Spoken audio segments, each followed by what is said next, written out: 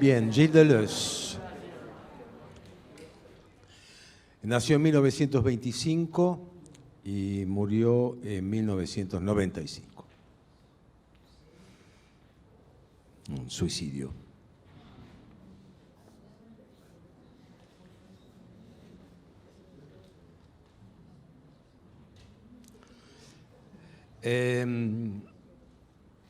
Acá puse unas fechas. 1972, 1978, 1984, 2006 y 2019.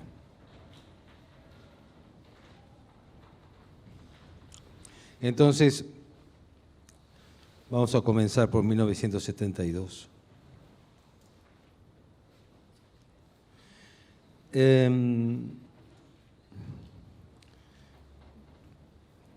Gilles Deleuze es una parte muy especial de mi formación filosófica. Yo llegué a la conclusión, a una frase que creo que define mi orientación. Mi formación le debe su letra a Michel Foucault y su música a Gilles Deleuze. Es mi músico.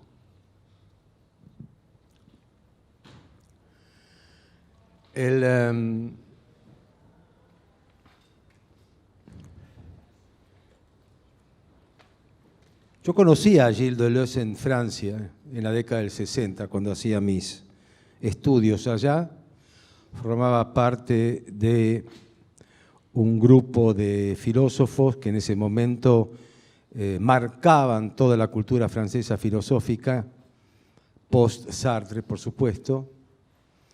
En ese momento,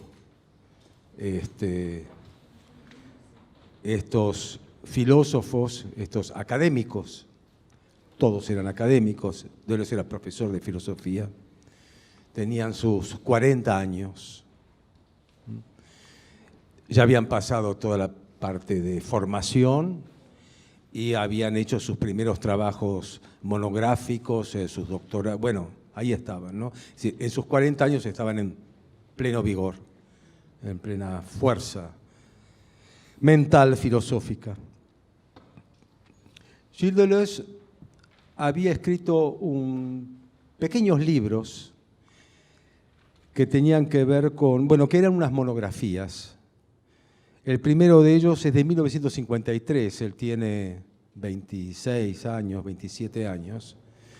Una monografía, todos estos pasaron absolutamente desapercibidos, a nadie le interesó. Después, retrospectivamente, cuando se hizo conocido, se recuperaron esos primeros trabajos y se hicieron conocer.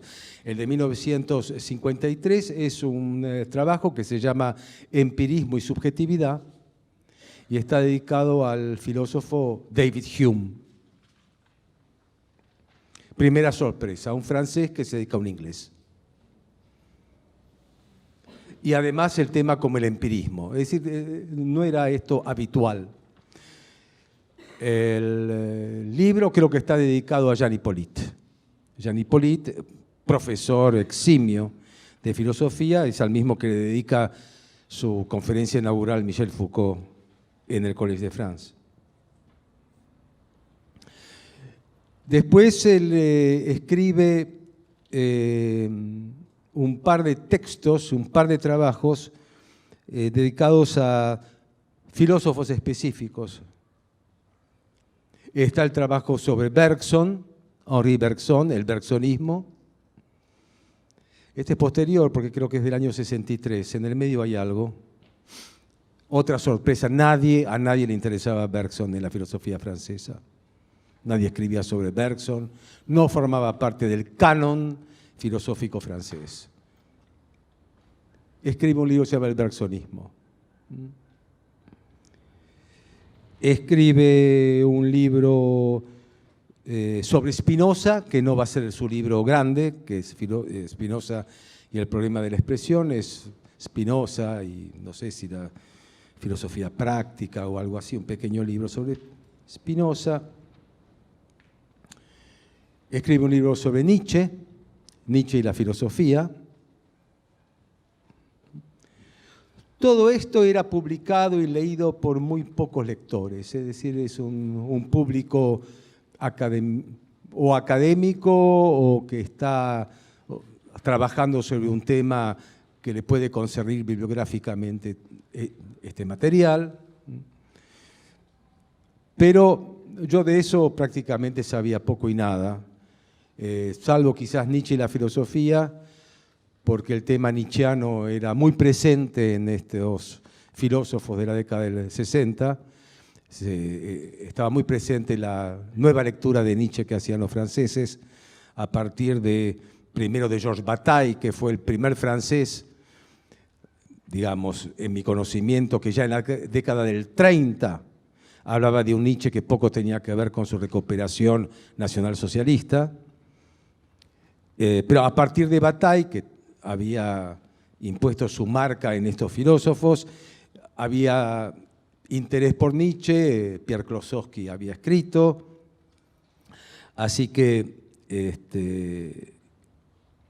a lo mejor por ese motivo pude haber leído alguna parte de este libro tan difícil sobre Nietzsche, que es el de Deleuze. Pero el primer libro que llama la atención se llama La lógica del sentido. Esto sí es del año 68, creo. No, 66, 67. La lógica del sentido, que además sale prácticamente al mismo tiempo que otro libro bastante voluminoso que va a ser la tesis de doctorado de Gilles Deleuze, que se llama Diferencia y repetición. Estos dos libros salen juntos y estos dos libros ya instalan a Deleuze en el centro de interés de sus colegas en el universo francés. Es decir, lo toma en cuenta Lacan, por supuesto lo toma en cuenta Foucault, lo toma en cuenta Roland Barthes, lo toma en cuenta Derrida, o sea, todos sus colegas de la misma generación, salvo Lacan que era más viejo, Althusser, que era un poco más grande también, pero ahí Deleuze es parte de este elenco filosófico que mutó la escena cultural francesa, con la lógica del sentido y con diferencia y repetición. Eso yo conocía, es decir, había leído la lógica del sentido y diferencia y repetición con dificultad. Deleuze es un filósofo difícil.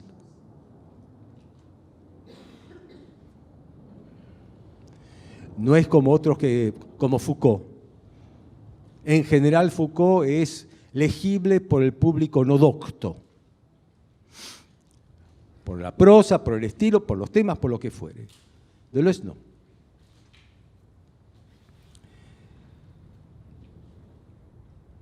Yo vuelvo a la Argentina en 1972. Y no sé cómo llega a mí, yo estaba muy atento apenas llegué a la Argentina de no perder mi vínculo con Francia. Así como estuve muy atento para irme cuanto antes, después, una vez ido, estaba muy atento a no perder el vínculo intelectual y filosófico, y especialmente con la lengua. No quería olvidarme de la lengua. Supongo que por esa atención, esa alerta, novedades bibliográficas del mundo francés me llegan, las pido. Y en 1972 aparece y se publica el libro El Antiedipo. El Antiedipo con la bajada Capitalismo y Esquizofrenia. Ese libro fue, como dicen los editores, definitivo. Yo les decía en clases pasadas que el orden del discurso, ese librito, me cambió. El Antiedipo también y más, quizás. Un libro totalmente nuevo, ¿no? Todo era absolutamente nuevo. Capitalismo y esquizofrenia, ¿no? El anti-Edipo. Sí, evidentemente tiene que ver con el psicoanálisis. ¿Quién va a hablar de Edipo? Tiene que ver con el psicoanálisis como blanco, porque anti. Y el capitalismo.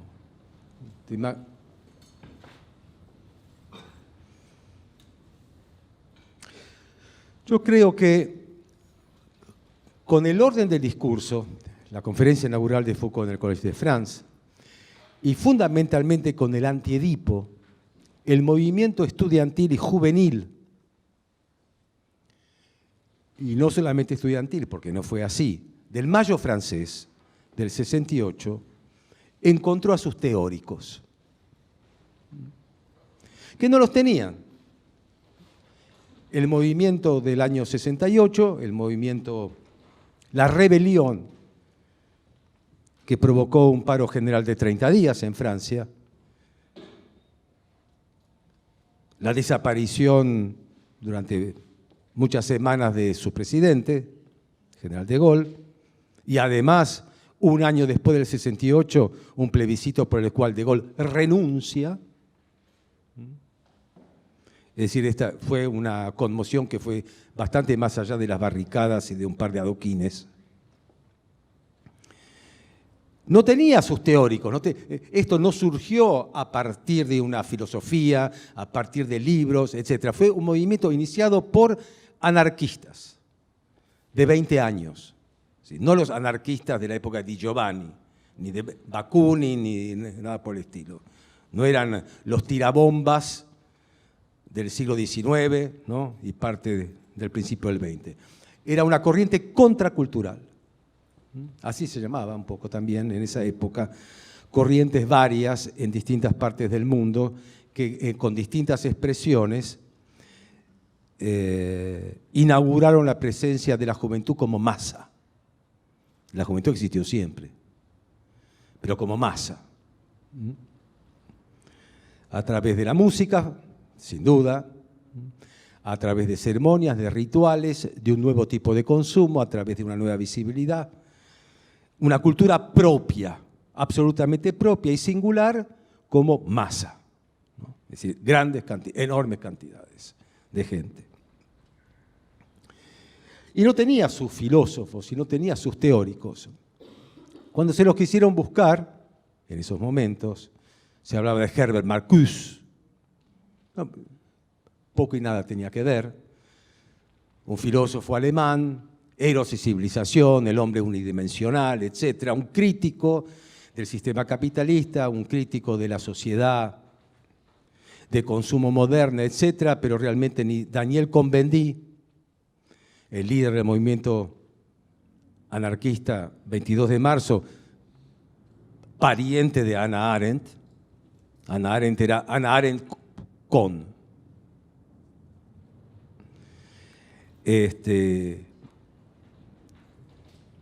Era un movimiento con bastante espontaneidad, disperso, que fue la vanguardia del movimiento del 68 y no tenía teoría. Más todavía, era antiteórico.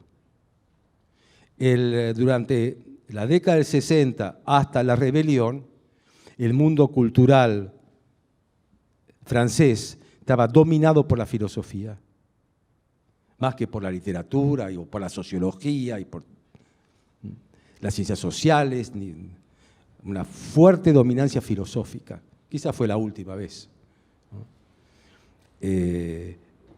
Cuando surgía un movimiento diferente a través de los seminarios que ya tenían muchos años, de Jacques Lacan, era filosofante. Y el movimiento lacaniano se instala como movimiento, como seminario y como escuela con filósofos. El yerno de Lacan, que es el heredero, filósofo. La hija, filósofa. Eran filósofos. Había el lenguaje filosófico, la preocupación filosófica, el vocabulario filosófico, dominó esa época que los editores llamaron de estructuralismo, pero que es una palabra que oculta la singularidad de cada uno de ellos. y las diferencias entre ellos. Era una época hiperteórica.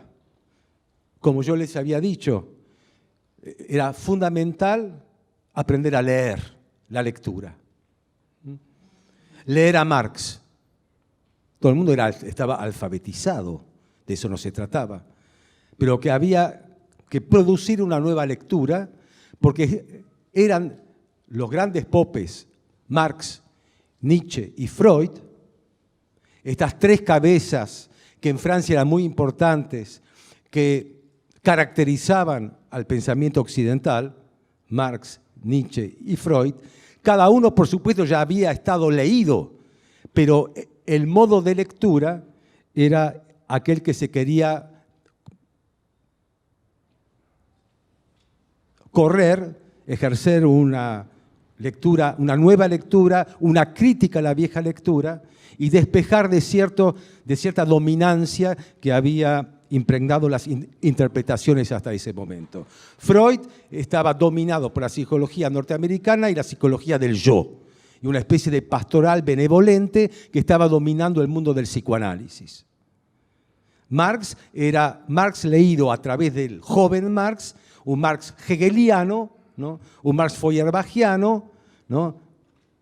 Que dominaba la lectura de Marx. Y Nietzsche no se sabía muy bien, porque Nietzsche era o el Nietzsche de Heidegger, del que se conocía poquísimo, porque se tradujo tardíamente.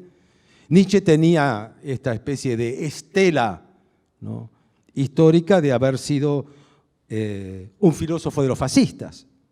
Bueno, las nuevas lecturas, volver a leer, ¿no?, una lectura que estaba motivada además por lo que se llamó, nuevamente los editores, el giro lingüístico en distintos aspectos de la filosofía también anglosajona, la importancia del lenguaje como objeto de las ciencias sociales, objeto principal, la lingüística a la vanguardia de las disciplinas que tenían que ver con las ciencias llamadas humanas, ¿no?, la lingüística, etcétera, el concebir al texto como un sistema de signos de identidades y diferencias.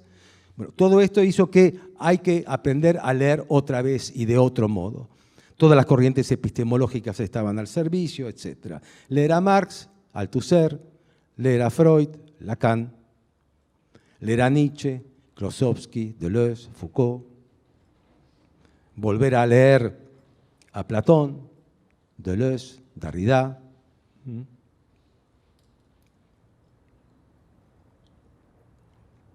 Por lo tanto, una época hiperteórica. Había que aprender a leer. En 1972 llega Anti-Edipo, que yo le decía que es el libro filosófico del año 68.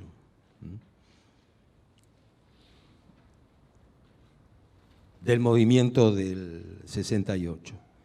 El Anti-Edipo es el libro de batalla contra toda esta corriente hiperteórica de lectura. Contra. Cuando los jóvenes estudiantes, en este caso me refiero a los estudiantes, no al movimiento obrero joven, que después siguió, cuando los estudiantes toman las universidades, también lo hacen no solamente ocupando el espacio físico, sino también el espacio ideológico y teórico de alguna manera, y hacen una crítica muy fuerte al modo en que se impartía el saber, a la jerarquía pedagógica presente en las universidades y en los liceos también, y al rol del profesor como el lugar del saber frente a los alumnos, que era el lugar del no saber o de la ignorancia. Por lo tanto, todas estas investiduras académicas de especialistas de la lectura fueron puestas en cuestión. En 1972 yo recibo el Anti-Edipo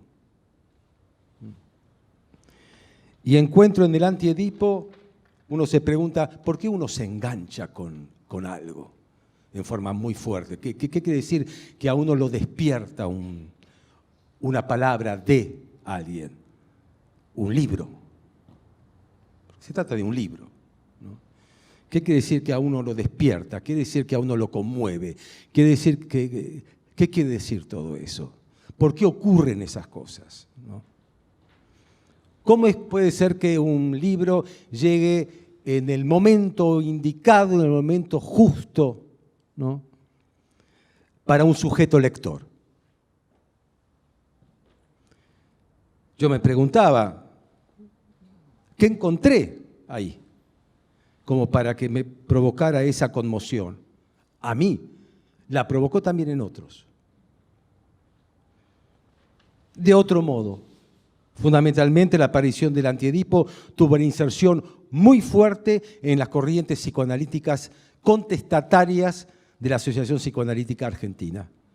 El grupo Plataforma, fundamentalmente estaba Gregorio Barenblit, después estuvo Pavlovsky, etc. Es decir, Tato Pavlovsky. Es decir, allí fue entrando en año 74, ya había grupos de estudio leyendo el Antiedipo de Deleuze, porque encontraban ahí una nueva beta frente a las lecturas tradicionales de Freud y frente a la lectura de Lacan también. Una beta distinta, contestataria, que la lectura de Deleuze les proveía, les aportaba de elementos teóricos muy sofisticados y muy finos para elaborar una posición política. Y una posición ideológica también. Muy finos y muy elaborados. En mi caso también, pero no por esa razón, sino por otras razones. En mi caso personal, yo tenía más de un problema. Pero desde el punto de vista intelectual, yo venía de un viaje a Oriente, ¿no?, que poco me importaba Oriente, pero me tocó estar en Oriente. El tema no era Oriente o la India o Japón y todo ese tipo de cosas, pero sí una profunda crisis que tenía que ver con los estudios filosóficos y con este tema de la lectura.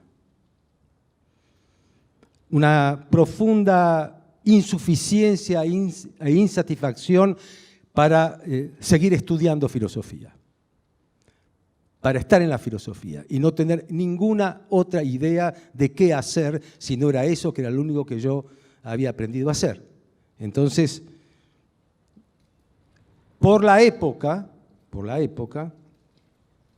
yo era un estudiante más, un joven más, con todas las experiencias con las drogas que se le puede ocurrir, que hacíamos todos. Las drogas de la época, que no fueron las de la nueva época. Los alucinógenos, la percepción, los cambios y todo ese tipo de cosas. La marihuana, el hashish, etc. Todo esto combinado con los estudios, es decir, con el método, con la disciplina y con el diploma y con las clases de Foucault y las clases de Deleuze, etc., ¿no? Pero esto sin duda provocaba algunas fisuras. Porque uno había visto, como decía Aldous Huxley, el otro lado, que no es el paraíso ni es el infierno, ¿no? Pero sí, indudablemente, el mundo cambia. Y después retorna a lo cotidiano. Pero ya no es igual eso cotidiano. Lo normal deja de ser normal. Está como raro, está como difícil. Las letras están raras. Lo gráfico está raro. El papel es insuficiente. No tiene la densidad de lo que uno vio. Uno vio cosas. Nada especial. A lo mejor vio la jarra violeta en vez de así. O una palabra que vuela. Una palabra que vuela. Un árbol que uno puede ver hasta la nervadura más fina, ver caminar a una hormiga, entender por qué se mueve, a dónde se mueve. Esas cosas que suceden.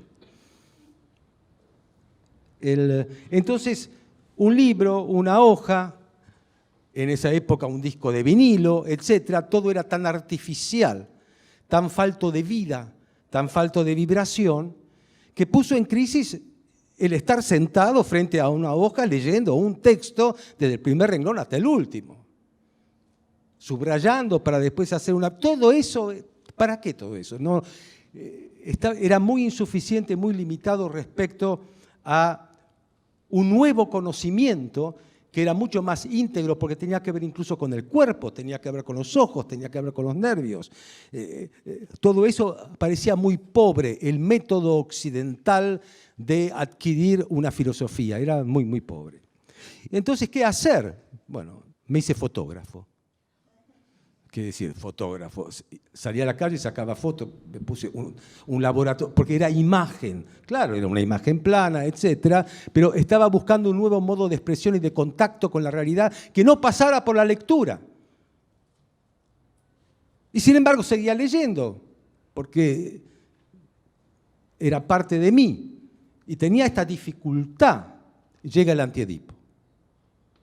El Antiedipo me habla de esto. El Antiedipo habla de esto, de lo que estoy hablando yo. Pero claro, teóricamente, capitalismo y esquizofrenia. Esquizofrenia.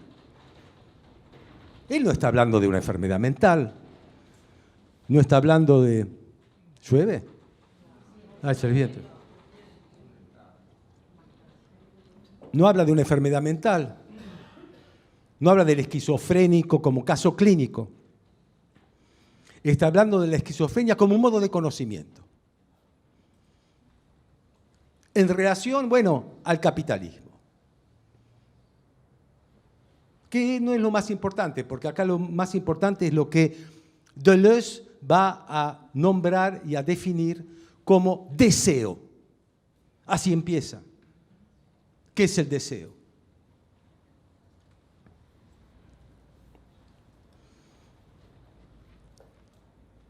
En la lógica del sentido, el libro anterior que les había mencionado, ya Deleuze estaba preocupado por ciertas cuestiones que tienen que ver con desestabilizadores psíquicos. En la lógica del sentido ya aparece un autor, escritor, artista que para él va a ser fundamental, Antonin Artaud. En donde la locura es muy importante. Artaud pasa más tiempo en los hospicios con electroshocks que fuera de los hospicios. Va a México con los tarahumaras, consume peyote, es actor, teatro, etc. Lo vamos a ver Artaud. Pero para Deleuze, Artaud es un pensador. Es decir, que a través de estas cuestiones que tienen que ver con, se me ocurre llamarlas desestabilizadores psíquicos, no es solamente una falencia, un defecto, un dolor, una enfermedad. Es una apertura también. Y la llamada normalidad, la neurosis que todos tenemos, que más o menos domesticada, que nos acompaña toda la vida,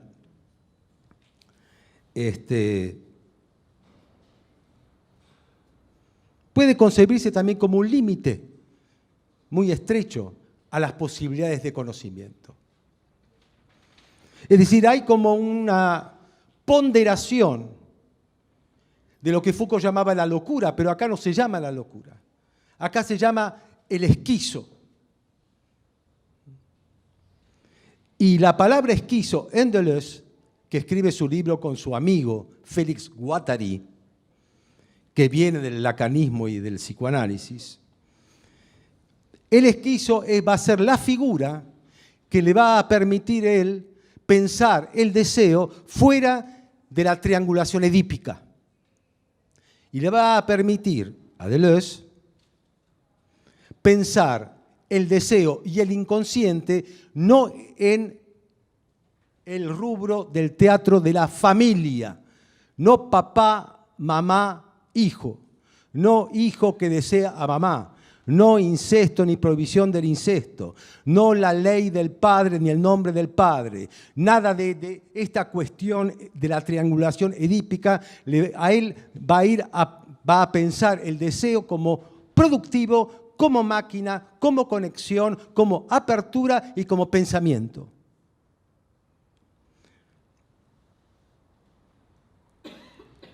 En la lógica del sentido, les decía el libro anterior a esto, ya hablaba de Artaud.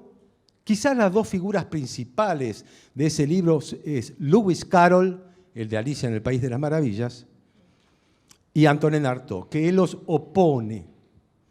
Opone la perversión de Lewis Carroll con la caída del esquizo Artaud. Él ya está pensando en eso, lo piensa con un modelo teórico que parte de Melanie Klein, la psicoanalista que analiza también las profundidades, los objetos y las cosas que se despedazan, que se arman, etc.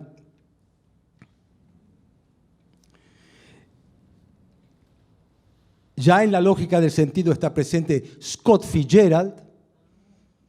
Deleuze es el filósofo del arte y de la filosofía y también en los aspectos de la ciencia. Es decir, yo con Deleuze es una universidad. Es lo mismo que ir a una universidad. Es decir, uno va a una universidad hace 4 o 5 años, ¿no? El antiedipo es entrar a la facultad. Deleuze, las citas bibliográficas al pie de página fueron para mí la nueva universidad. Yo estudiaba lo que había leído Deleuze. Así conocí a Colli, así conocí a Vernant, así conocí no sé cuántas cosas más. Es decir, cuando un texto cumple la función de maestro, el texto mismo, es en esta circunstancia, es decir, que te va abriendo puertas, que vos entrás a una puerta y se abre un nuevo pasillo hacia otro lugar. Que cuando llegás a ese otro lugar hay un desvío y te vas a otro lugar. Es lo mismo que él va a ver en la arquitectura de Kafka, los pasillos.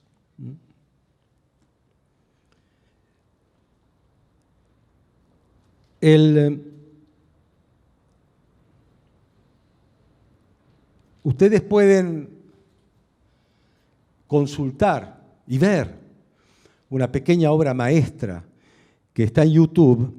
Hay que buscar que venga con subtítulos, que se llama El Abecedario. En 1900,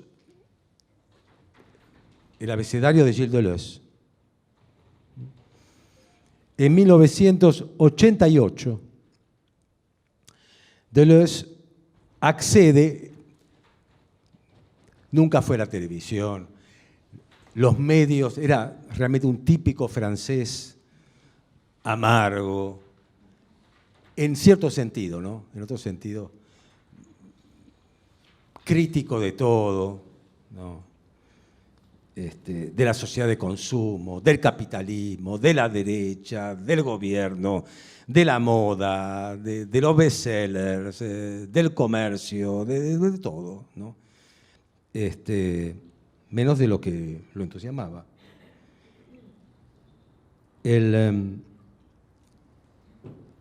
Pero accede a una entrevista filmada, únicamente para ser vista después de su muerte. Por lo tanto, él dice, empieza el abecedario, lo va a entrevistar Claire Parnet, una hermosa joven. Está muy bien filmado porque está Deleuze en su casa. Deleuze era tuberculoso. Está en su casa, enfrente está Claire Parnet, que no se la ve, pero como hay un espejo detrás de Deleuze, Claire Parnet está reflejada en el espejo. Entonces se ve a Deleuze y Claire Parnet atrás de Deleuze, pero en realidad está enfrente, como las meninas más o menos. Accede a que Claire Parnet, con el que él tiene un libro que se llama Diálogos también, a que hagan una entrevista a ser vista después de su muerte. Esto es 1988, él muere en 1995, recién en el 96 eso empieza a ser editado. Se llama abecedario porque ella le va a preguntar por cada letra una palabra que él tiene que reflexionar sobre esa palabra sin que haya sido esto ensayado y preparado antes. Entonces Deleuze dice, bueno, vamos a comenzar esto con Claire para ser visto después de mi muerte, por lo tanto acá les habla un puro espíritu. Y Deleuze tenía una característica en sus manos. Él había nacido sin huellas digitales. Por lo tanto, le provocaba mucho daño el tacto. Entonces, se tenía que dejar las uñas. Tiene uñas como garfios para no tocar con las yemas. Y eso lo ven en la imagen. Entonces, Claire, primera palabra, dice, bueno, vamos a comenzar con la A. ¿Qué te dice la palabra animal? Y ahí Deleuze habla 20 minutos porque la idea de animal es muy importante para la filosofía deleuziana.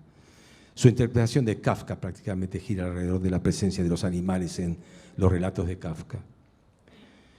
Yo, antes de venir acá, entre ayer y hoy, 1972, estamos en el 2019, tengo que refrescar todo esto. Entonces, tengo 4 días para refrescar todo esto. Cada vez que vengo acá tengo que refrescar todas estas cosas que pertenecen a mi formación, a mis libros y todo ese tipo de cosas, volver y ver qué me dicen en el 2019, cosas que empezaron a decirme en 1972. Y nunca sé bien. Entonces vi 4 letras. Animal, B es bebida. C es cultura y D es deseo. Estas 4 vi. Y no la completé, la del deseo, creo. Y ustedes pueden ver todas las letras. Sobre cada letra él habla. En B habla de bebida. Y él ahí dice que él fue alcohólico. Entonces, como filósofo, tiene toda una teoría del alcoholismo. La escribe cuando habla de Scott Fitzgerald. El texto de Scott Fitzgerald en la lógica del sentido se llama Crack Up. Es decir, hay un relato de Scott Fitzgerald que se llama Crack Up,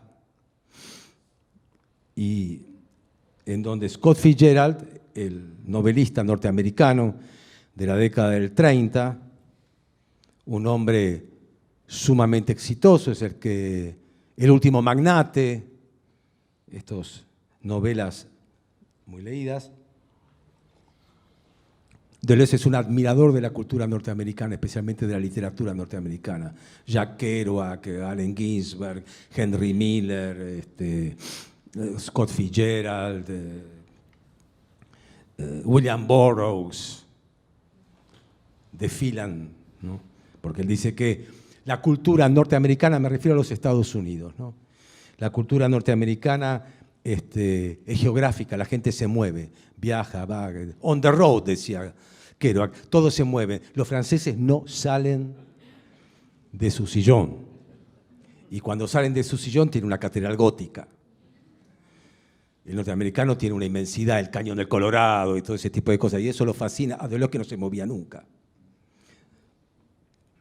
Decía, no. Dice, los intelectuales, él no es intelectual, dice, no. Cuando la C de cultura, Claire Parnell le dice, ¿cómo puede ser? Dice, vos sos un hombre que es muy cultivado porque escribió sobre cine, escribe sobre pintura, escribe sobre literatura, escribe sobre tantas cosas. Y él dice, no, yo no cultivado, por supuesto, no hay cosa más penosa que una persona culta. Hablan de todo, dice. Saben todo. Saben, dice, cuándo, cómo y dónde se está el deshielo del Polo Norte. Saben del Renacimiento, la historia de la perspectiva. Saben cuál es la cosecha del mejor vino que se hace en el sur de Francia. Saben todo, todo, todo, todo. Es algo que a mí me aterroriza. Dice, por ejemplo, Umberto Eco. ¿Cómo puede ser que sepa tantas cosas este hombre? Es como que uno toca un tema y hay un montón ahí de información y de cosas. Yo odio todo eso. No tengo cultura de reserva, no tengo un depósito yo. Cuando tengo que trabajar algo, me informo. Pero una vez que lo hice, desaparece. Y si tengo que volver a tratar ese mismo tema, tengo que comenzar otra vez desde cero. No tengo reserva, no tengo stock.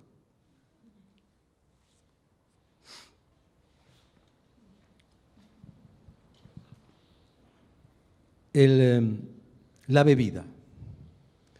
Sí. Bueno, fui alcohólico y dejé de serlo. Entonces, tiene toda una teoría ahí. Lo que pasa es que es muy gracioso, tiene mucho humor, ¿no? Dice, ¿qué pienso de la bebida? Dice, Claire Parnell le dice, bueno, para vos la bebida, dice, mira, la bebida es una cuestión de cantidad. Es de cantidad. Es de cantidad. Es decir, lo que importa es la cantidad. Es decir, el que bebe tiene un solo tema, el último trago.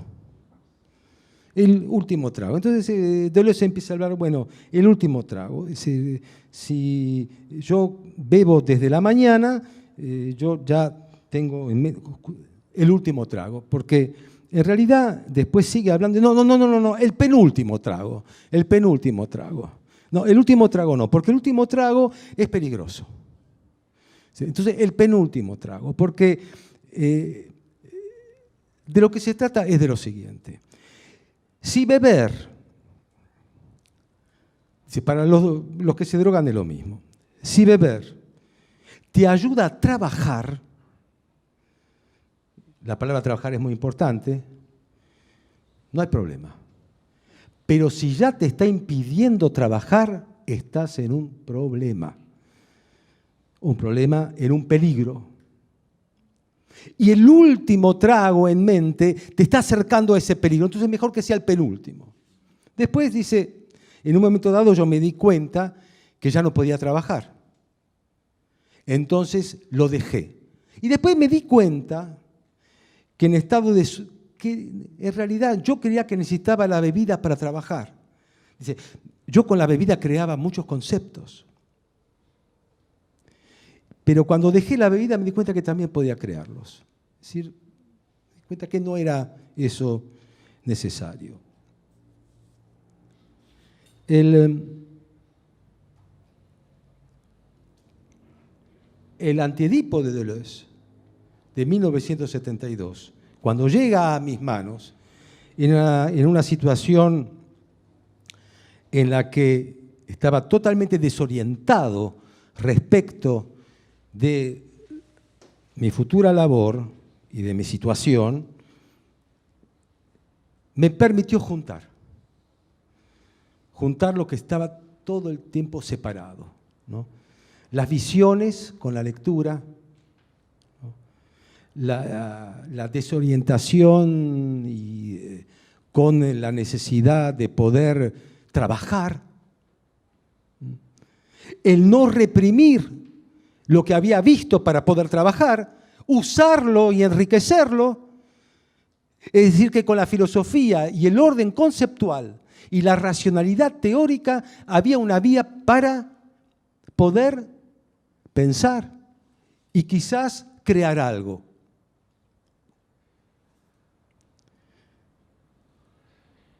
Estudié la Universidad de Deleuze durante 5 años más o menos, dedicándome al libro, a todas las referencias bibliográficas que él hacía, tanto de autores de literatura como de filosofía griega, como de psicoanálisis, etc. Todo lo que podía, por supuesto que no era todo, yo no tengo la cultura que él tenía, por supuesto, pero digamos que fue una formación filosófica, pero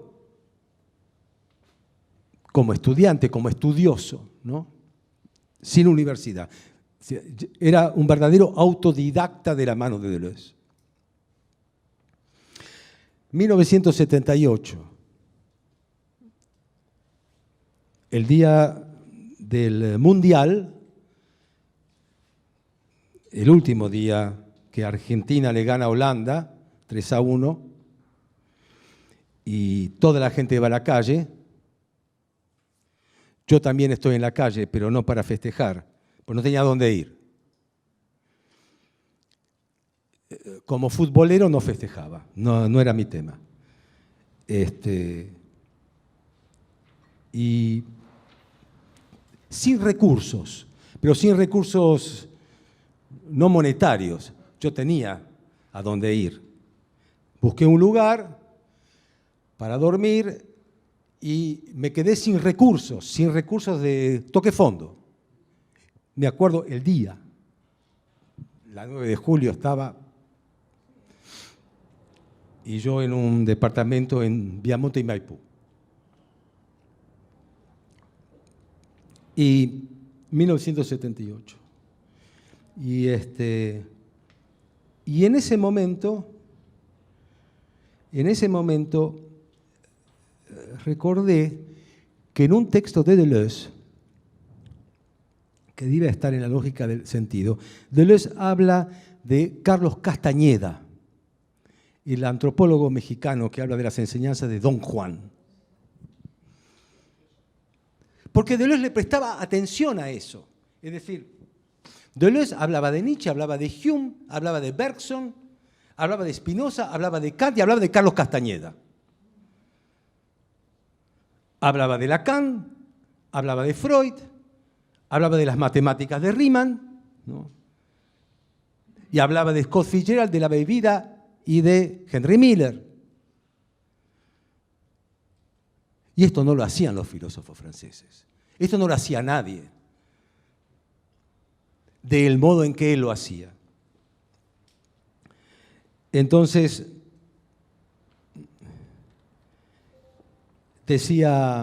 recordaba Deleuze en las enseñanzas de Don Juan, que Don Juan, con Carlos, Don Juan es el brujo, ¿no? Entran a una cabaña, una choza, y Don Juan le dice, vamos a girar, vamos a girar, vamos a girar, y van corriendo alrededor, en un espacio chico, van girando, girando, girando, girando, girando, seguí girando, seguí girando, seguí girando, seguí girando, seguí girando, ahora. Y Castañeda se para y se sienta. Encontró su lugar. En ese momento, encontró su lugar, encontrar un lugar. Sentí que encontré un lugar. Recordaba eso, estaba ahí, tocando fondo, en una pieza, encontré un lugar. ¿Y cuál era ese lugar? Al fin poder escribir una página. Era lo que yo no podía hacer. Escribir una página. Yo escribía algún cuento, alguna cosa, pero no era todo, no era. Escribir una página. ¿Sobre qué? Sobre Deleuze.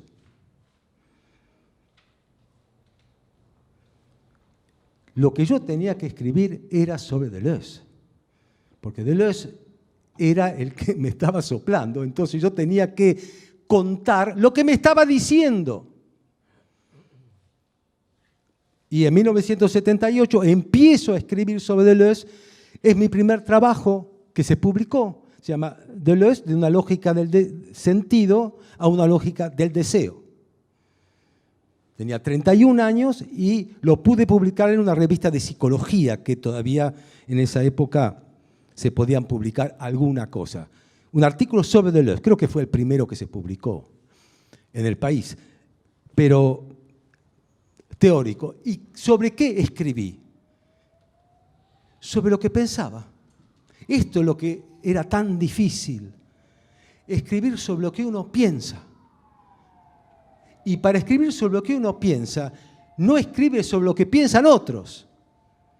Poder llegar a conectarse con lo que uno piensa. ¿Y por dónde se empieza? Deleuze dice, ¿por dónde se empieza? Por cualquier lado. Es una frase de Kafka. Empiecen cerca del medio. No hay principio. Porque uno dice, cada vez que uno... Bueno, ¿por dónde empiezo? Lo más difícil es por dónde comienzo. ¿Por dónde comienzo? Bueno, no hay comienzo. Hay que empezar. Y empezó, y empezó, y empezó, y siguió, y siguió. Había que llegar al hueso. Había que llegar. Empezó. Es decir, escribir, que no es lo mismo que leer. Porque el tema era, ¿cuánto hay que leer? ¿Cuánto hay que leer para poder qué? Leer, leer, leer, leer. Vos leíste el texto, creo. Empieza diciendo el hábito de la lectura. La lectura se convierte en un hábito, ¿no? Deleuze define el hábito como contracción, siguiendo a Hume. Se contraen, la costumbre se contrae. ¿No? Uno se siente de una determinada manera, uno habla de una determinada manera, se va absorbiendo y se va contrayendo esto. La lectura, que yo denomino perversión pasiva del hombre sentado. ¿En qué momento uno puede decir, bueno, ¿qué pienso? Yo. Además de leer, de interpretar, de tratar de entender, porque no es fácil de entender lo que escribe otro, y más en filosofía, de entender, de resumir, de tener cuadernos, de tener hojas, de esto y ahora el próximo libro, cuando yo lo que quiero es también escribir y no puedo porque me falta esto, me falta. Todo el tiempo falta. ¿En qué momento deja de faltar? ¿En qué momento aparece un deseo que no se relaciona con la falta? Es todo el antiedipo. Un deseo que no se relaciona con la falta. Un deseo que se piensa en términos de conexión. Empezar a conectar. Pero no a conectar de un modo en que las relaciones deben ser coherentes o sistemáticas. No. Cada paso que uno da te va a mostrar un nuevo camino que vas a hacer. No está planificado antes, no hay un programa, no hay un modelo, no hay un esquema, no hay un sistema. Es lo que va a llamar Deleuze rizoma, en oposición al modelo teórico del árbol, tronco, ramas que se van duplicando, fruto. El rizoma es otra cosa, es horizontal y se van desprendiendo los tallos y van para cualquier lado y de cada momento empieza y se va para otro lado. Como estas clases.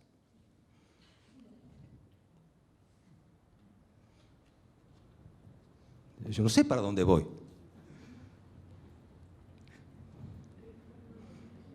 No tengo idea, página 8, página 1. Pero esto no es un alarde de creatividad. El pensamiento rizomático no es un pensamiento binario. Toda la filosofía de Deleuze es contra el pensamiento binario.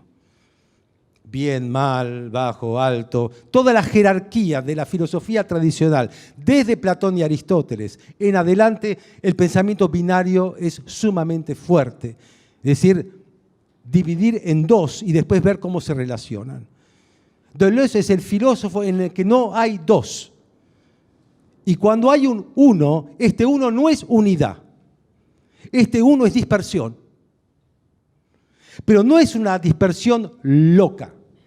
Es una dispersión que se va creando y se va construyendo su propia forma. En un momento dado, Deleuze lo va a llamar coherrancia en vez de coherencia. Que fluya. En la medida en que uno escribe, aparecen los pensamientos, es al revés de lo que se supone. Uno piensa y después escribe. Y si uno escribe y el pensamiento está segregado por la misma escritura, por supuesto que uno, aquel que está en situación de escribir, Deleuze dice, ¿saben por qué escribo? Para no ser escritor. Ni es escritor, ni es intelectual, ni es culto, ni nada. Las conexiones. Sin el superyo del rigor, sin el superyo de la coherencia, sin el superyo de la sistematicidad. Y esto no significa que lo que uno vaya a expresar no se entienda, sea ininteligible, sea una cosa que tiene que bordeando lo inefable. Puede ser claro, distinto, preciso, rápido y frontal. Cada uno tiene su estilo, ¿no?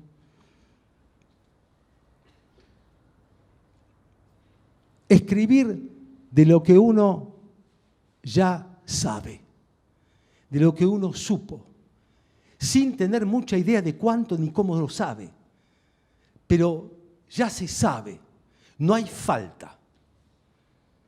Hay que mandar, hay que ir. Este es en el año 78.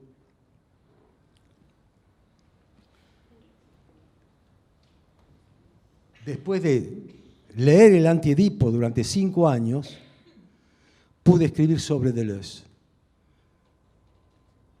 sin repetir a Deleuze, sino las cosas que iban apareciendo de mis lecturas, de lo que a mí me interesaba,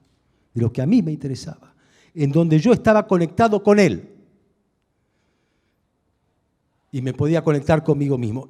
El maestro, a través de su labor, te permite conectarte con vos mismo. Para eso está él. Es decir, no es una introspección, hay que salir. Se sale de varias maneras. Se sale a través de la mano de otro para poder llegar a algo, pero siempre se sale desde uno hacia afuera, no hacia uno. No es la reflexividad. Uno escribe desde sí. Hay un sí, pero es desde sí. Es centrífugo. Uno de los conceptos fundamentales de Deleuze, que aparece en el Anti-Edipo, que es muy importante en su libro sobre Kafka, el libro que escribió Deleuze sobre Kafka se llama Kafka y la literatura menor. Creo que se llama así. Es el concepto línea de fuga. Es uno de los que a mí más me gusta. A mí con línea de fuga yo sé que me puedo escapar. Que lo más importante, poderse escapar.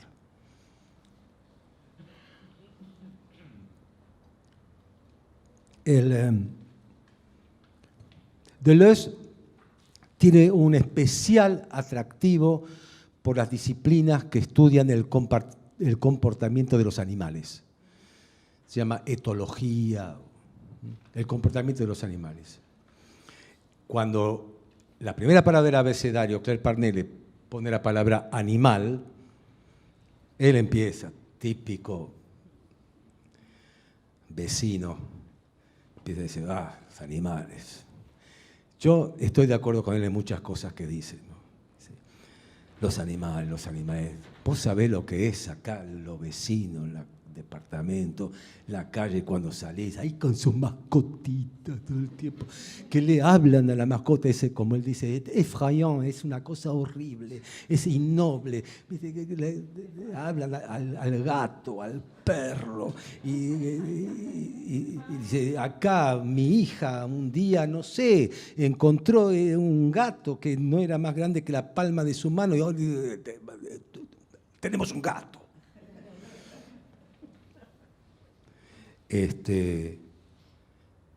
Como yo estoy de acuerdo con él, en el tema de las mascotas. Es decir, a mí me gustan los animales, no las mascotas. Y los perros, los gatos, todo. Tengo un montón de animales, pero un montón de animales. Ella sabe toda la cantidad de animales que tengo. Tengo un zoológico. No acá, en una casa de las afueras. Tengo una lista. Tengo 4 burros. Para que vean que perro, gato, ganso, pato, todo lo que se les ocurra. Pero no tengo una mascota, no me van con la mascota. Y tuve mascota, dormí con mascota. Era típica dormida con la mascota. Que te mira, que te mira, que te mira, que te mira. Que llegás a casa y está mirándote y vos decís, ¡ay! El otro día estaba visitando una casa de mis padres. Mi padre falleció, pero mi madre, bueno, está ahí.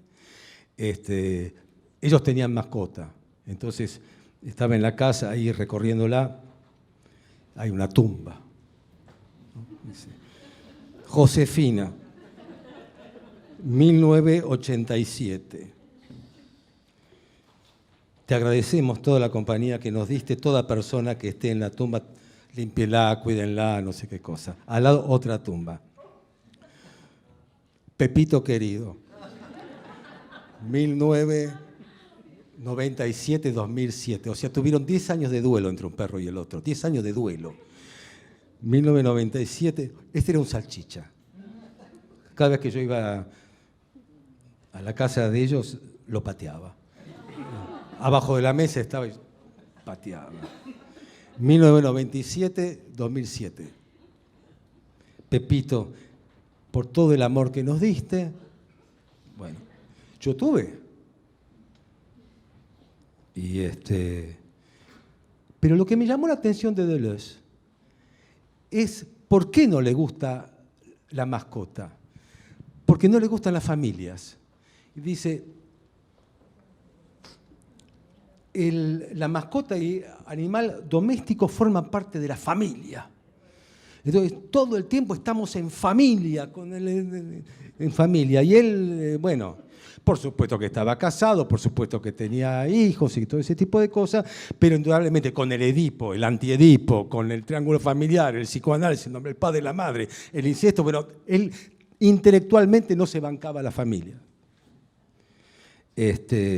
Como algo cerrado, algo oprimente y que además se crea una serie de representaciones que obturan el pensamiento y demás, y el perro forma parte de esta familia.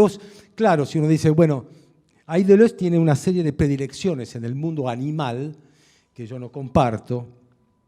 Dice, él es un gran observador de las arañas, de los piojos y de las garrapatas. Entonces, hace un análisis de la garrapata.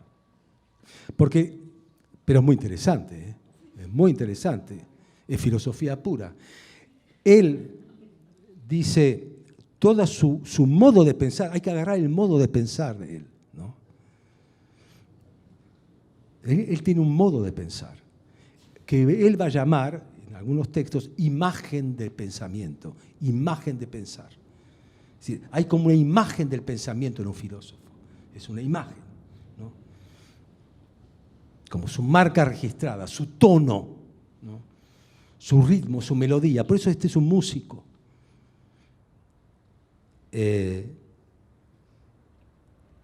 Dice, un pájaro. ¿Qué hace en general el pensamiento binario cuando analiza a un pájaro? Género, especie. Es decir, ¿en qué taxonomía o clasificación ubicamos a este pájaro? Es así, por el pico, por esto, por el otro, va en esta categoría. Entre identidades y diferencias clasificatorias, ubicamos en géneros y especies. Bueno, él dice que no. Un pájaro no es una entidad específica que corresponde a un lugar. Entonces, él dice, es una composición. En realidad, una identidad es una composición de trino, de color, de vuelo, es una multiplicidad dispersa que se compone de un cierto modo y da una forma. Entiendan esto un poco. Uno no parte del cuerpo sólido y entero, sino de una dispersión, de multiplicidad que se compone de un cierto modo. Las entidades son composiciones de microelementos, como una danza de distintas pequeñas cosas que se componen de un cierto modo. Entonces, un pájaro es distinto de otro pájaro por canto, por el modo en que se mueve, por el modo en que actúa, por el modo en que marca territorio, por el modo en que se desterritorializa, como dice Deleuze, etc. Dice la garrapata. La garrapata tiene un modo de ubicarse frente a la luz, un modo de estar allí atenta en la rama de un árbol, atenta al paso de un cuerpo animal, por ejemplo, que pasa por debajo, se lanza sobre ese cuerpo, busca la zona de menos pelambre y se mete debajo de la piel. ¿Te duele?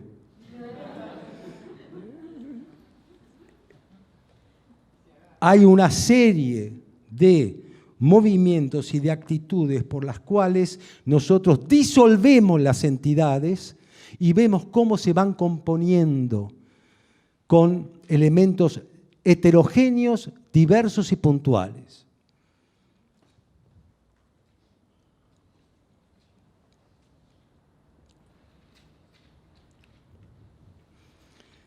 En 1978, en el texto que voy escribiendo, digo, qué tristes son los muros de la Sorbonne, donde estudiaba. Deleuze también dice, qué triste que son los muros. Abrir, hay que abrir. Hay filósofos que te encierran, hay filósofos que te abren. Por supuesto que esto no es una categoría objetiva, lo que me abre a mí, otro lo puede encerrar, eso no es así. Cada lector crea a su propio filósofo. Este hombre para mí no deja de abrir. Y además otra cosa.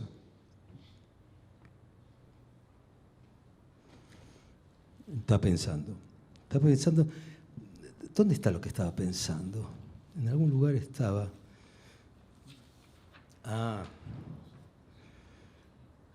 Sí. Dice Deleuze que si él tuviera que volver a elegir una profesión, le gustaría ser una llorona. Claro, las lloronas, ustedes saben qué son las lloronas, porque él, en la lógica del sentido creo que dice, yo escribo sobre Scott Fitzgerald, sobre el alcoholismo y la depresión de Scott Fitzgerald, que dice Scott Fitzgerald, toda vida es un proceso de demolición, de demolición. O sea, ¿qué pasa con un tipo que tiene éxito, que está bien y de un día para el otro se cae todo? Se cae todo. Deja de tener sentido todo, se cae. Se cae sobre lo que estaba. ¿No? La vida. Sobre Scott Fitzgerald, sobre la droga que toma sobre el alcoholismo del otro, sobre la esquizofrenia de Artaud, sobre... Qué fácil que es mi tarea, escribiendo sobre el dolor de los otros, sobre las aventuras que desestabilizan a los otros, sobre los límites en los que están los otros y que no pueden soportar, sobre la caída de los otros, y yo acá en mi casa escribiendo, ¿no? Escribiendo sobre los otros. ¿Cuál es mi tarea? De estar siempre buscando estos lugares de fisura en los otros y yo me mantengo entero. Cuando en realidad,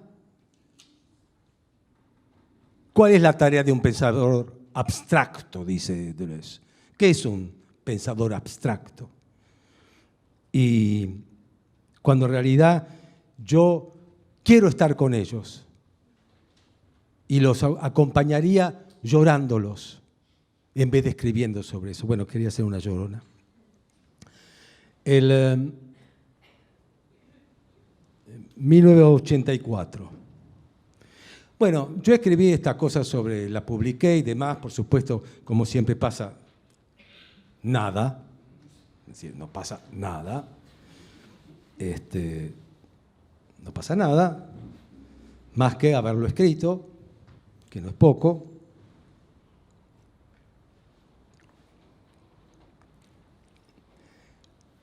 Y los que estaban ahí trabajando desde la psiquiatría contestataria de Deleuze, se fueron todos del país, exilados.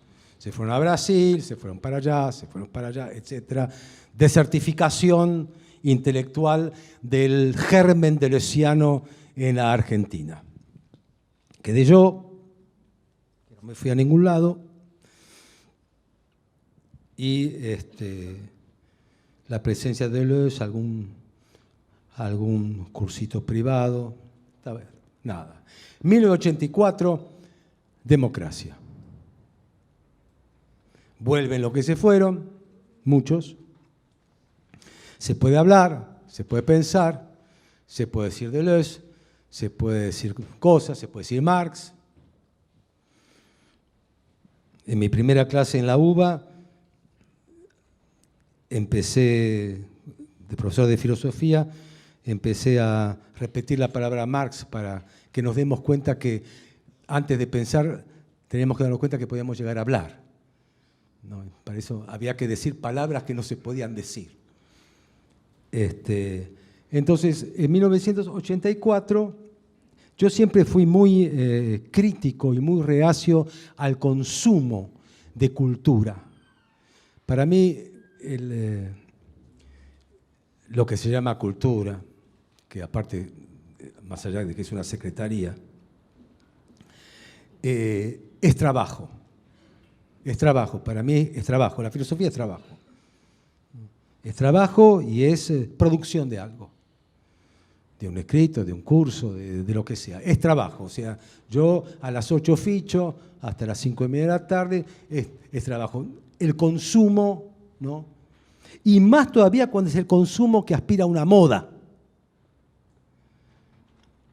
Y más todavía cuando esta moda viene de lugares prestigiosos, aparentemente prestigiosos, que acá enseguida se instala una sucursal. Por eso, sucursal de Foucault no, sucursal de Deleuze no, para eso están los de Lacan, que son los especialistas en sucursales, hay sucursal de Badiou, hay sucursal de lo que quieran, hay sucursales. Yo, demasiado orgullo, demasiado otra cosa. Entonces, en 1984 empieza a circular Deleuze y escribo un artículo que se llama Deleuze en la República del Silencio, creo, en donde conmemoro 10 años desde que Deleuze pasó de moda. Pues Deleuze ya había pasado de moda, pero nosotros, por la censura, no pudimos disfrutar de la moda. Entonces, pero lo que podemos disfrutar es de que haya pasado de moda. Es decir, cuando se abre la libertad de expresión y demás, bueno, reunámonos para festejar que pasó de moda hace 10 años. Porque había algunos que lo querían poner ahora en circulación de moda. Escúchame, hace mucho que pasó de moda, 1984. En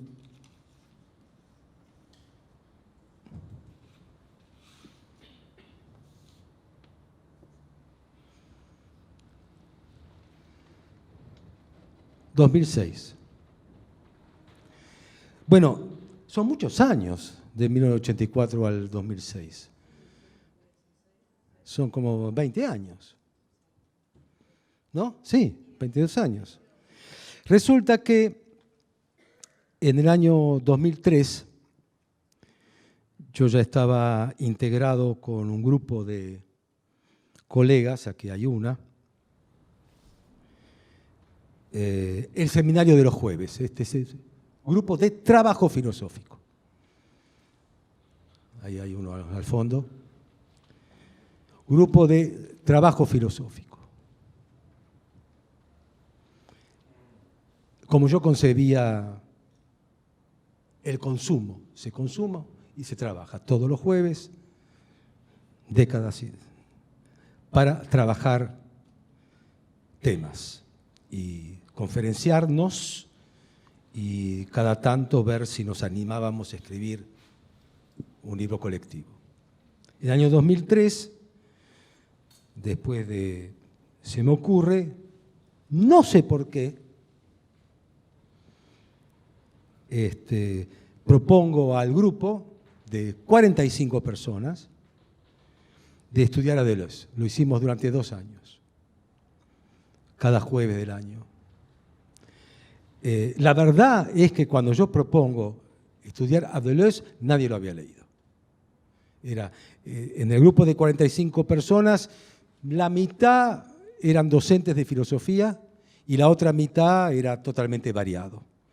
Ella es pintora y artista plástica, el indio es artista plástico, escenógrafa, había de todo. Había dueños de ¿cómo se llama?, donde se venden videos. Videoclub, había contadores, había estudiantes, había pilotos de aviación, había perito mercantil, había cualquier cosa. Cuidadores de perros, paseador de perros. Y estudiábamos a Deleuze. Y fue durísimo, porque Deleuze es muy difícil. No es fácil, pero ¿qué pasó? La resistencia, la resistencia, la resistencia y después el despliegue. 2 años. ¿El libro está ahí?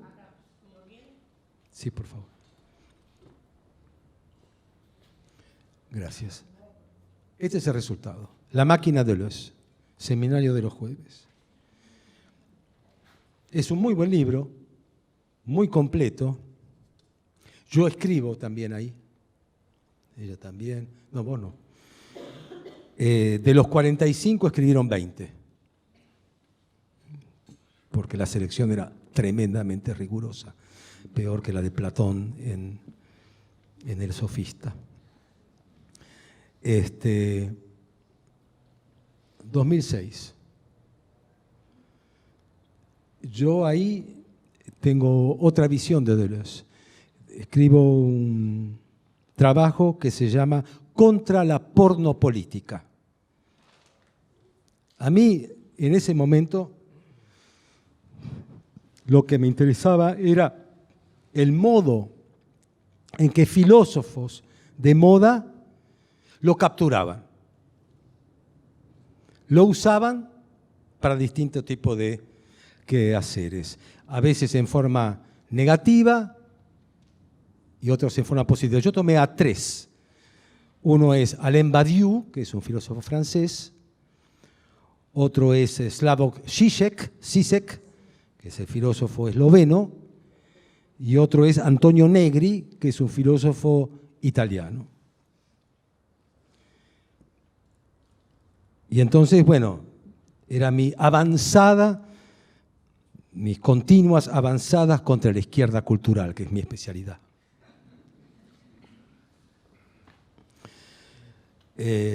Alain Badiou, diciendo que lo respeta muchísimo a Deleuze, muchísimo.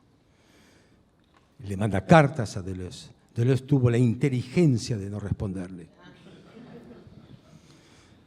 En la Universidad de Vincennes,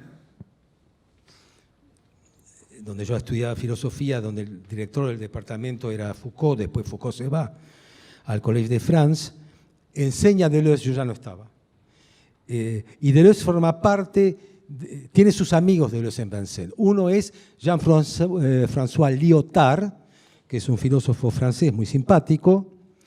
El otro es François Châtelet, que es un filósofo más tradicional, fue mi tutor de tesis. Châtelet, formaban un grupito.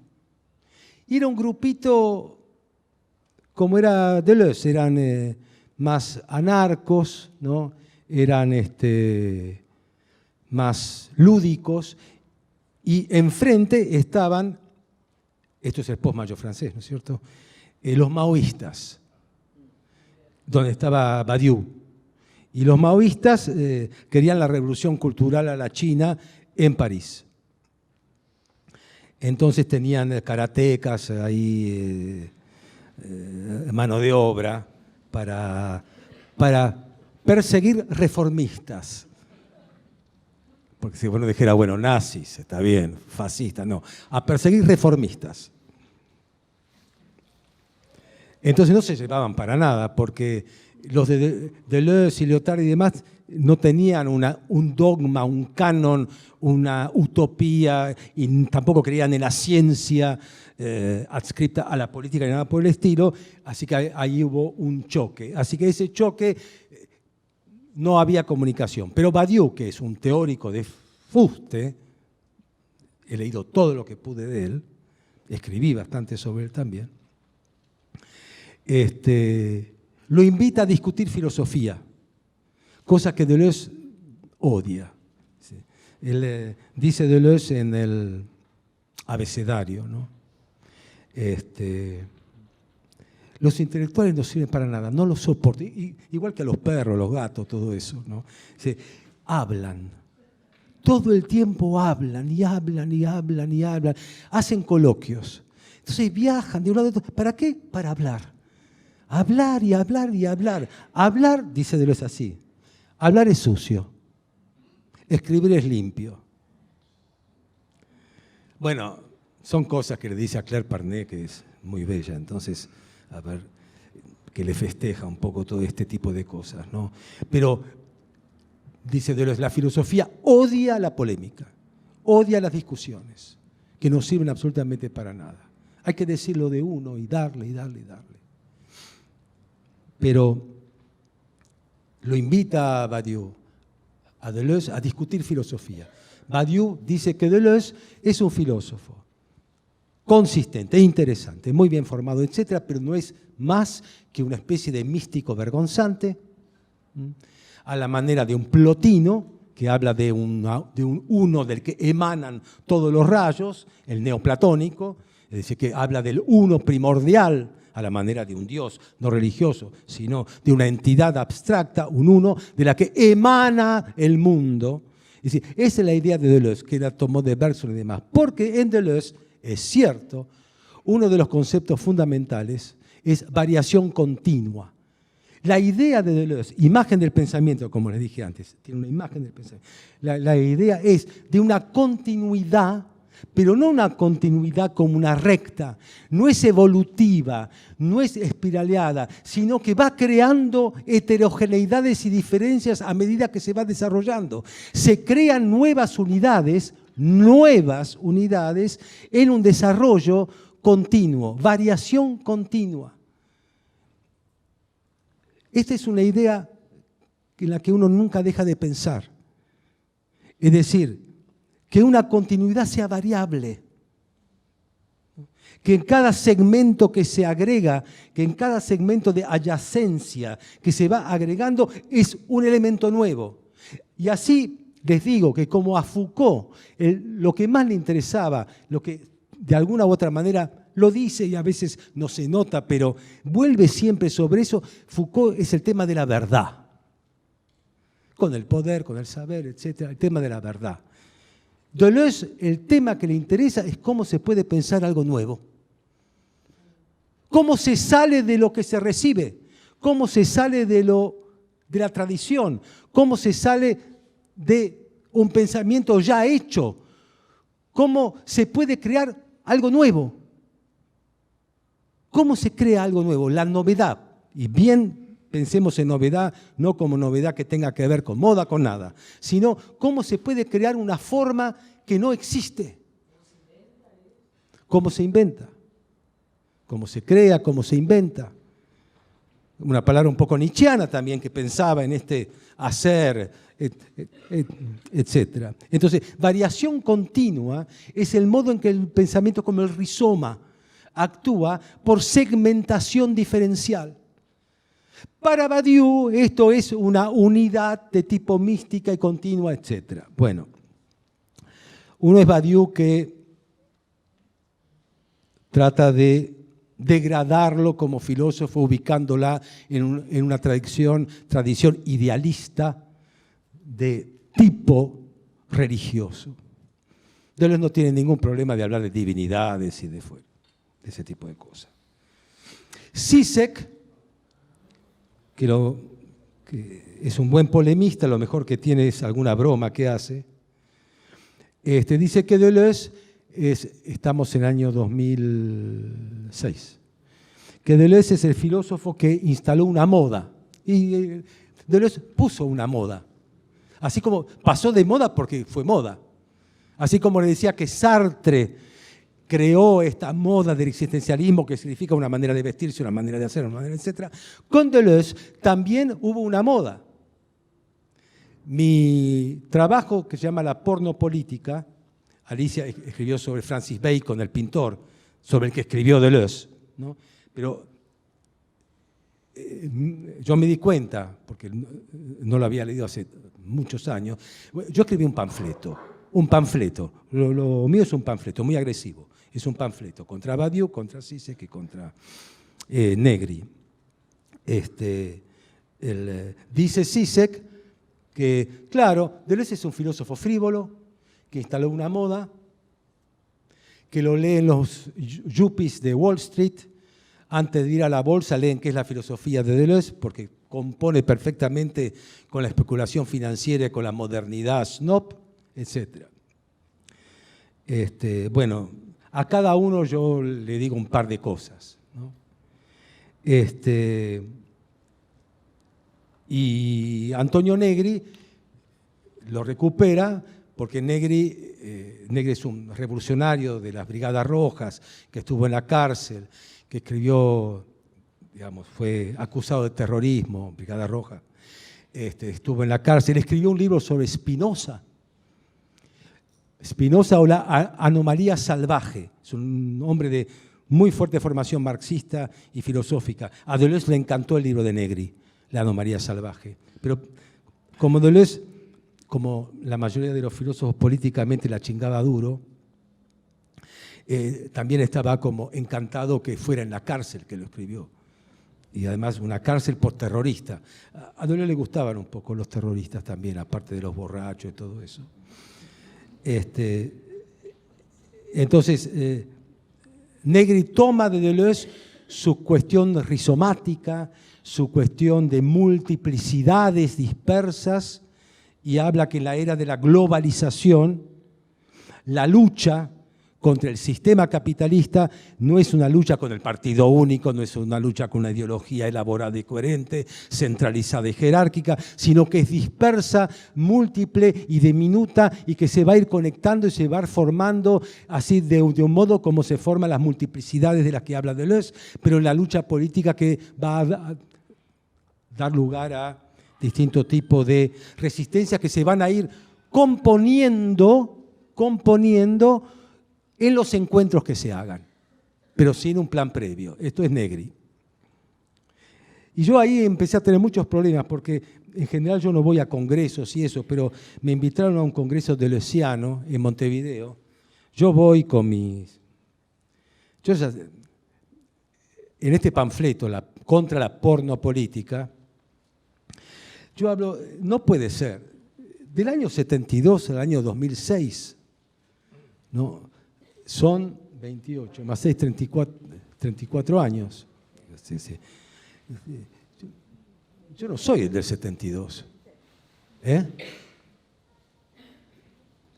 Algo pasó, es decir, no pienso igual. Sigo leyendo a Deleuze, pero... Entonces, yo me encuentro con gente de mi generación, viejos, y dale con Bin Laden, y dale con esto, y dale con lo otro, y dale con la bomba para acá, y dale con la bomba, que viva Deleuze, y que viva el bombazo, que viva aquel otro, ¿por qué no? Porque estamos todos como en el 70.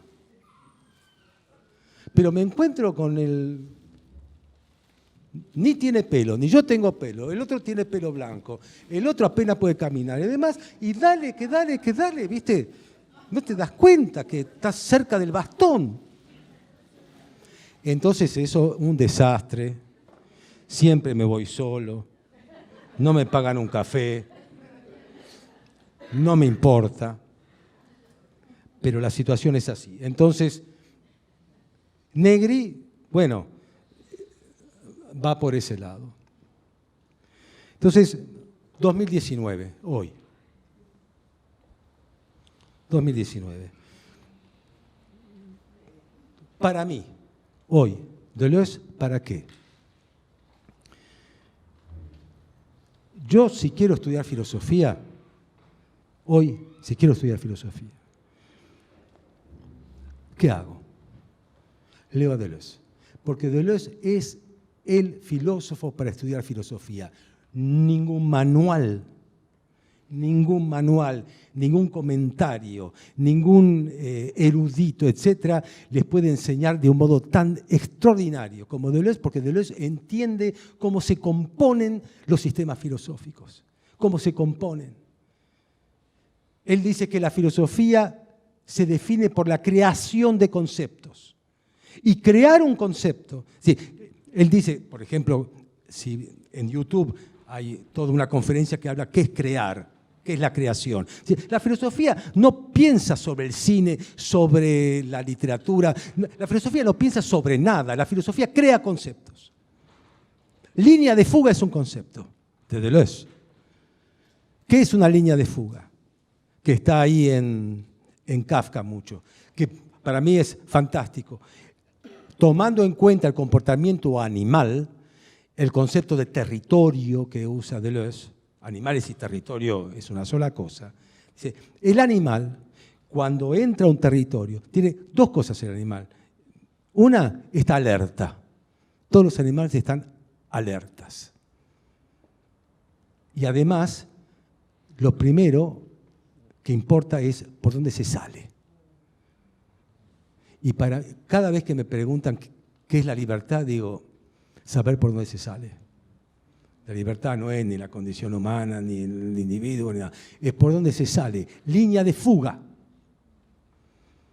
que está mucho en Kafka. Hoy íbamos a hablar de Kafka, ¿no? Bueno, no vamos a hablar de Kafka.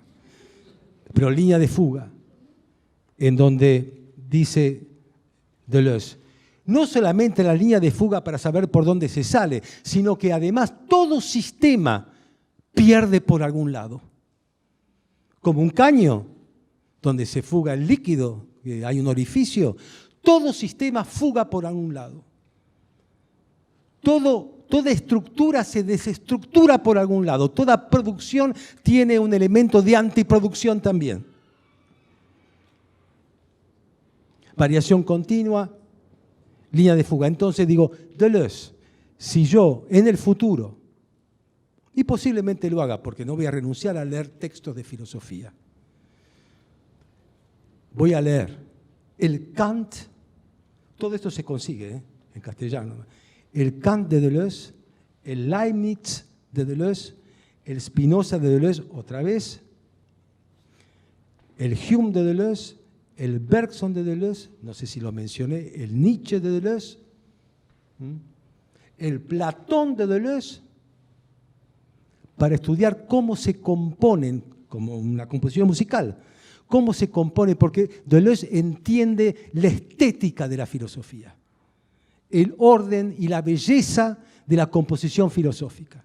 Nada de contenido y forma y todo ese tipo de pensamiento binario. ¿Cómo se compone? ¿Por qué la idea de juicio sintético a priori en Kant es bastante genial? ¿Cómo la compuso? ¿Con qué elementos reunió para componer un concepto? ¿Cómo lo diagramó? ¿Cómo lo presentó? ¿Para qué lo usó? Es decir, Deleuze nos enseña cómo se elabora y cómo se crea el pensamiento filosófico, que es lo que lo diferencia y lo distingue. Esto es tarea 2019-2020.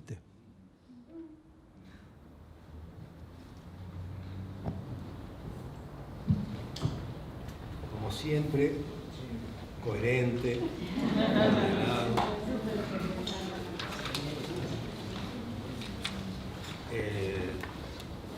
Gracias por el libro.